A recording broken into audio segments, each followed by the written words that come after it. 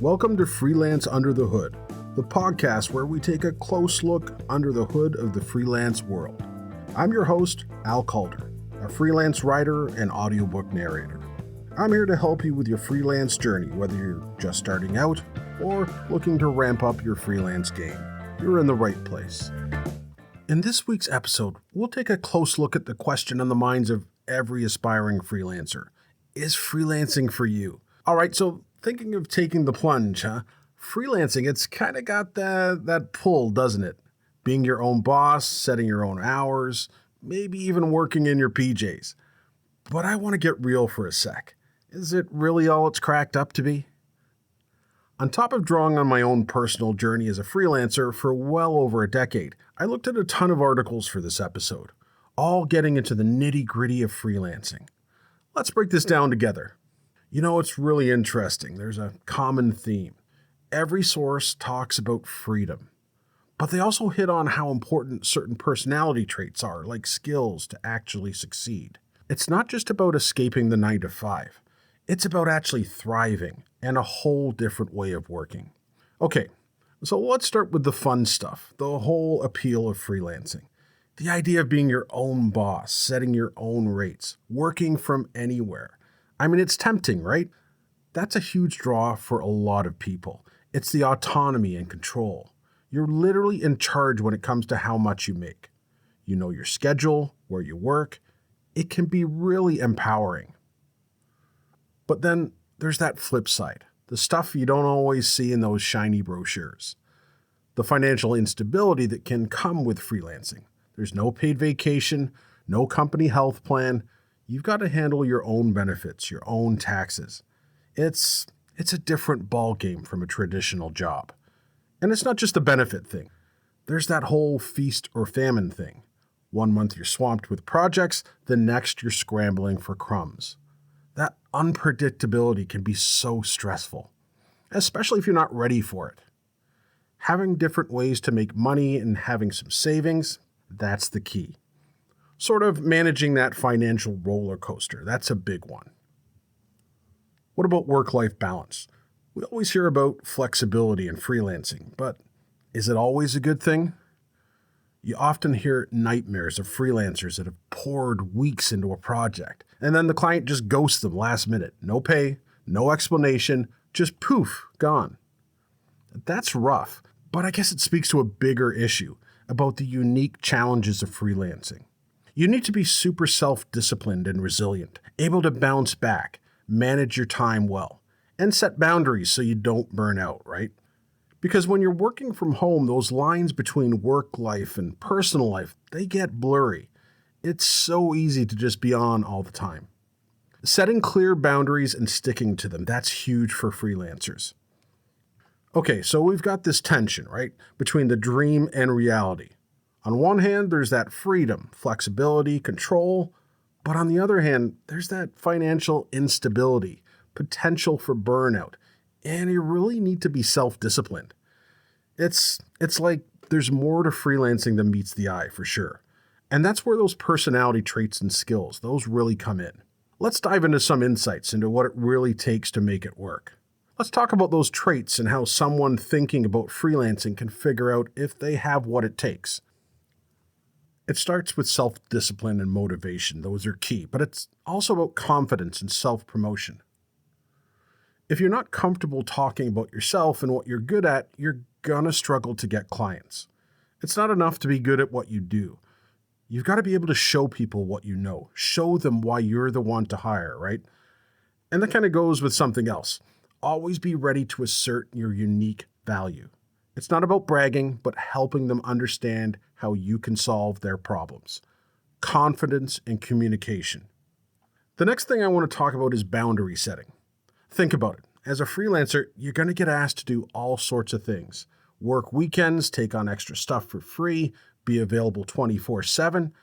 You got to know when to say no to protect your time and your sanity. And how do you do that? Because it can be tough to say no, especially when you're starting out. You want to please those clients. That's where having a clear contract comes in and a clearly defined scope of work. You need to lay out how you'll communicate right up front. Be firm about your rates and when you're available. There are some things you should never do, like giving out your personal cell phone number or agreeing to completely redo a project and not getting paid extra for it. Those are some clear red flags. It's crucial to set those expectations from the beginning and stick to them. You've got to protect yourself and your business. Setting boundaries really is huge when it comes to freelance success, but it's one thing to know you should do it. How do you actually make it happen? Well, a great place to start is figuring out your non-negotiables. What are those things you absolutely will not budge on, even if it means turning down a client? So before even taking on a project, you've got to be crystal clear in your mind. It could be anything: your rates, your working hours, the kinds of projects you'll say yes to. It's fair to say that freelancing starts out being a bit chaotic, but you and the client are on an equal footing. The goal is to keep it there. Be fair, but stay firm. When making a deal, either side can walk away or try to change things up. So you've got to have that inner strength. Relationship building is always important. But remember, you don't owe your clients a damn thing. It might sound blunt, but this is your life, your future you're building. Only you can ensure you're happy with the direction of your business in the freelance world. It's a good reminder. You have the power to set your own terms and put your own well-being first. Remember those examples we talked about earlier? Clients wanting to rush projects, weekend work, even asking for your personal cell number? All those times when saying no might be the best move. So recognize those red flags and trust your gut. If something feels off, it probably is. And that leads to another big part of freelancing: managing money. We talked about the feast or famine cycle, but here are some practical tips for dealing with those ups and downs. It can be worrying not having that regular paycheck every month. You need to do everything you can to manage and reduce that worry. Saving is huge. A major goal should be to have at least 3 months of living expenses stashed away, especially since you don't have things like sick leave or unemployment when you're freelancing. Make sense? You need that safety net when things are slow, right? I can't emphasize enough the need to keep track of every penny, what you earn, what you spend. It really helps with planning, knowing where you stand. There are tons of apps out there specifically for freelancers that can help you, but even a simple spreadsheet can work. Personally, I'm a big fan of Google Sheets. The key is being consistent and being honest with yourself about where the money's going. Okay, so now that we know about the importance of tracking and saving our money, what about finding those clients in the first place?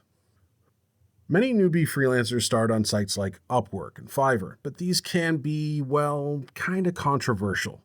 Some freelancers consider them a race to the bottom because they're so saturated with competition. Rates are naturally driven down. They also take a healthy cut of what you make. These are fair concerns. On the flip side, these platforms can offer a sense of security, especially when you're just starting out. They handle the payments, so there's less risk of not getting paid, especially on projects with a set price. And they have some ways to resolve disputes if a client tries to back out or change the deal. So I would say they're a good starting point, but probably not the end game for most freelancers that truly want to succeed and break free from the 9-to-5. Building your own client base outside those platforms, that's crucial in the long run. And that's where marketing yourself comes in, building a strong brand. This starts with really knowing your strengths, explaining your value clearly, and finding the right audience. There are tons of books and materials out there that can help you with building a framework, for telling a compelling story about your work, and understanding how to connect with potential clients on an emotional level. It's not just about being good, it's about communicating that value, really getting the message across. And it all goes back to that confidence we talked about. You've got to believe in yourself, in your work, even if you don't have a ton of experience. That old adage comes to mind: you have to fake it till you make it, which may sound a little weird, but think of it as more about empowerment.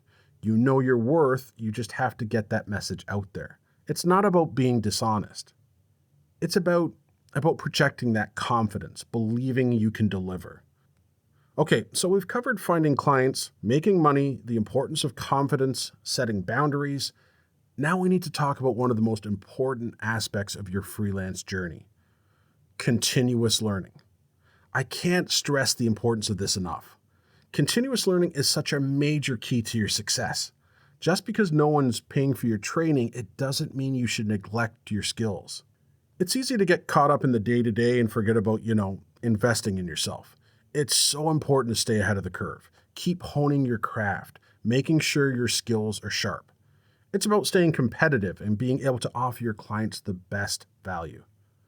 There are all kinds of affordable ways to do this: community college courses, professional associations, workshops, online groups, and even tons of free stuff like webinars, industry blogs, loads of ways to learn and grow without breaking the bank.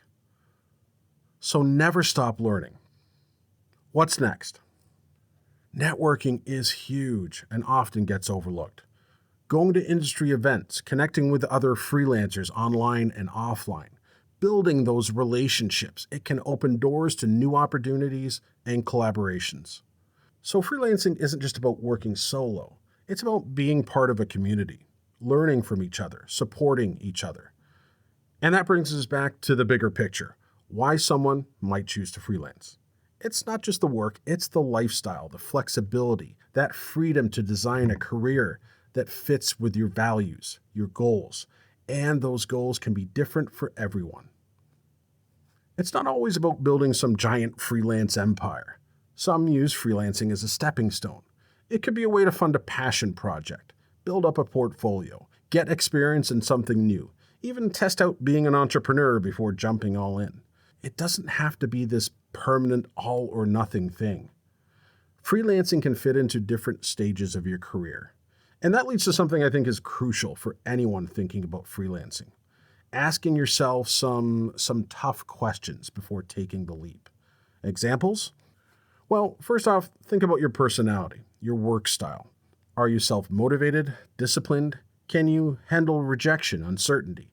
Are you good with managing money, taking care of your own professional development? It's not just about the skills you have, it's about your mindset, how you approach work. And it's not just about judging yourself. It's about being honest, recognizing your strengths, but also your weaknesses. Because, freelancing isn't for everyone, and that's okay. There's no shame in deciding it's not the right fit. Better to make that decision now than jump in blindly and end up unhappy or burnt out. And that's what this whole look under the hood has been about: giving you the information to make the best choice for you. So let's get into some of those specific questions you should be asking yourself if you're considering freelancing. We've talked about a lot of the highs and lows of freelancing, but now let's make it personal. What are some big questions you should be asking yourself as you're thinking about making this decision? One that instantly comes to mind, and it's a biggie: how's your self-discipline?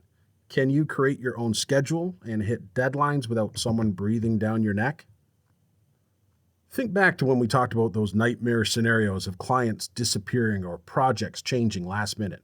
You've really got to have that drive to stay focused, manage your time. It's like the ultimate test of self-management. That freedom is amazing, but it means you're the boss in every sense of the word. What else should you be thinking about? How about your comfort level with instability? It often means no regular paycheck, no safety net of company benefits. Can you handle those financial ups and downs, those slow months? And are you good with money setting aside for taxes, planning for those unexpected things? It's not just personality, it's practical skills too. Being able to handle the business side, that's just as important as the actual work. And this might sound kind of funny, but ask yourself, do you actually enjoy the work? Remember, freelancing, it's not just about doing your hobby all day. It's running a business around that. If you don't love it, that hustle, it can get old fast. You need that passion to fuel you through the rest: finding clients, negotiating contracts, dealing with all the curveballs. And thinking about your bigger goals. What do you want to achieve long term? Is freelancing the end goal, or is it just like a stepping stone? It really can be a great way to, fund a project you're passionate about, build a portfolio, get experience in something new, maybe even see if you like being an entrepreneur before going all in. So it's not this forever decision, freelancing. It can work at all different points in your career. And one last thing, this might be a little deep, but how do you handle rejection? Trust me, be prepared. You're going to get ignored, lose bids, even have clients ghost you after you think you've landed a project. Can you bounce back? Pick yourself up and keep going without taking it personally. That resilience, it's so important, not just in freelancing, in anything you do. It's how you deal with those tough moments that matters. The bottom line is this: there are no right answers for everyone. What's a deal breaker for one person might be no big deal for another. The important thing is to think about your own situation, what you need and what you want. And that's what I hope you take from this look under the hood of the whole freelance world, the good and the bad. Now it's your turn. Take this info, think about those questions, maybe even talk to some freelancers in your field. This was just the beginning, but hopefully gives you a better idea of what to expect. And no matter what you decide, I'm cheering you on. Keep learning, keep exploring, and keep being curious. Until next time, happy freelancing. Thanks for tuning in to Freelance Under the Hood. If you enjoyed this episode, please subscribe and leave a review.